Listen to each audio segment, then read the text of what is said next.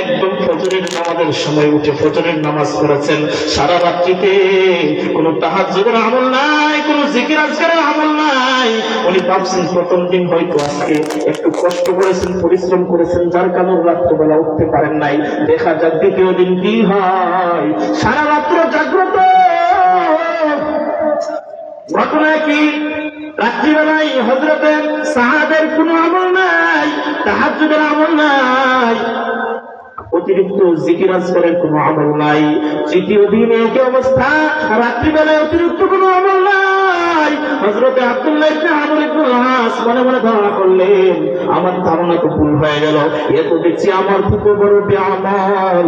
পয়গম্বর 3 দিন পর্যন্ত কেন জান্নাতের সুসংবাদ দিলেন জানতে চাই। মনের মধ্যে সংশয় আর লুকায় রাখলেন না, সরাসরি প্রশ্ন করলেন, ও ভাই সাহাব, জানো কি পয়গম্বর 3 দিন পর্যন্ত তোমাকে জান্নাতের সুসংবাদ দিয়েছেন, তুমি কি জানো?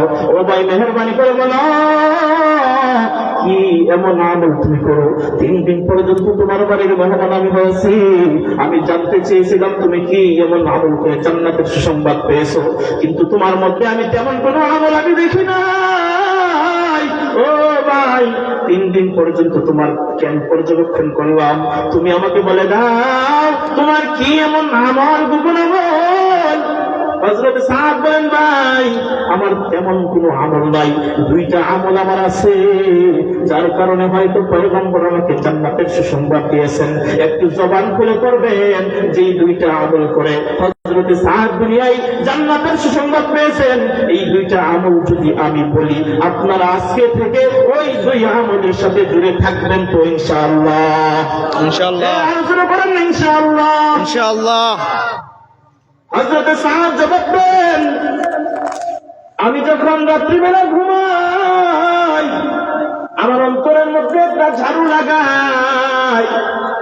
বলে কেমন ঝাড়ু? ঘর পরিষ্কার করার ঝাড়ু নাকি? না, এমন একটা ঝাড়ু লাগাই, সারাদিন যত মানুষ আমাকে কষ্ট দিয়েছে, আমার হক লঙ্ঘন করেছে, আমার নামে সমালোচনা করেছে, আমাকে আঘাত করেছে, শারীরিক ভাবে হোক বা আর্থিক ভাবে হোক, যে কোনো ভাবেই হোক আমার হক লঙ্ঘন করেছে, এই সমস্ত মানুষকে আমি আল্লাহর হস্তে ক্ষমা করে দেয়। একটু চিৎকার দিয়ে পড়ি সুবহানাল্লাহ। রাব্বি আল্লাহ লা ইলাহা গায়রুহু ওয়া নবিয়্যি মুহাম্মদ মুস্তাফাহু দীনিয়াল ইসলাম দীনু মাওকাহু আরজু কুফরানা মুআফওয়ান ইনদাহু মুকতাদায়া নবিয়্যুল্লাহ সাহবুহু নুজুমুল লিল হিদায়া ফি জামাহু।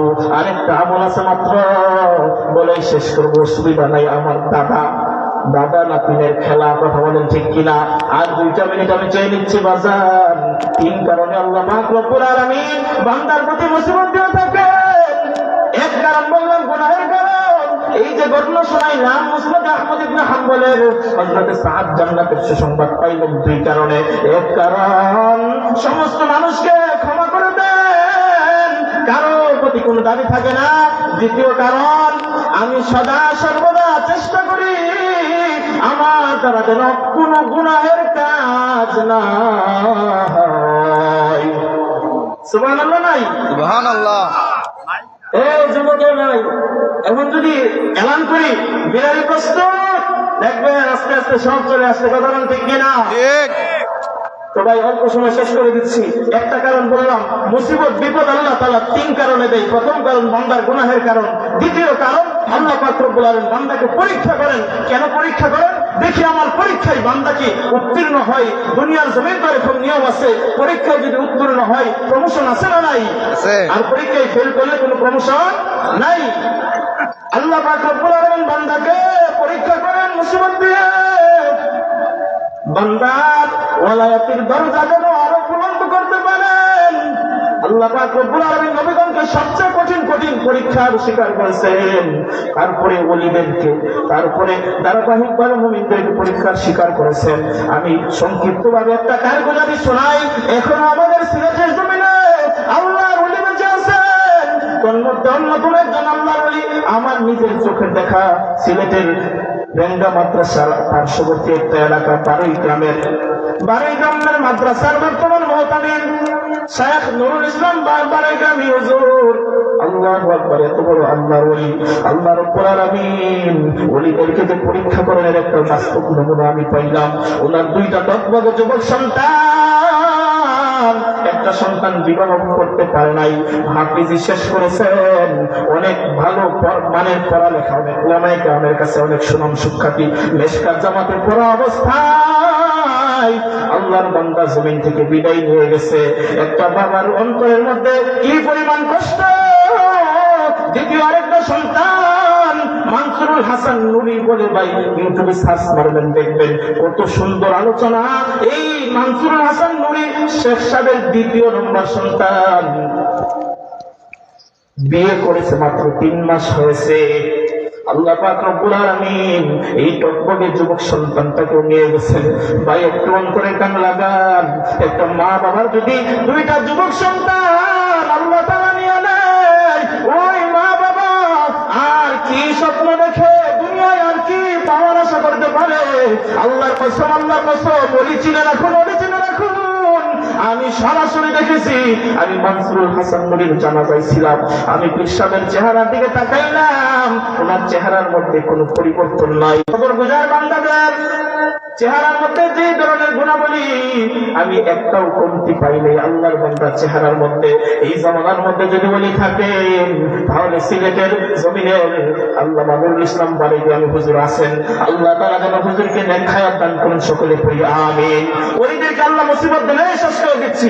আরেকটা কথা না বললেই নয়, বর্তমানে একজন আলেম আছেন, কিছুদিন আগে এই ভণ্ডামির জগৎ থেকে ছেড়ে হক্কানি উলামায়ে কেরামের সাথে জুড়ে দিয়েছেন মাওলানা মুতালেব হোসেন সালেহী। ওই ভণ্ডরা এখন ওনাকে নিয়ে বড় গ্রহণ করছে। ওনার কিছুদিন আগে একটা মেয়ে সন্তান দুনিয়া থেকে বিদায় হয়েছে, এখন একটা সন্তান আজকে প্রায় 25-26 দিন করে পলাতক বলা যায় না, 25-26 দিন হারিয়ে গেছে। বাবা মা কিরকম একটা পরিস্থিতির মধ্যে আছে।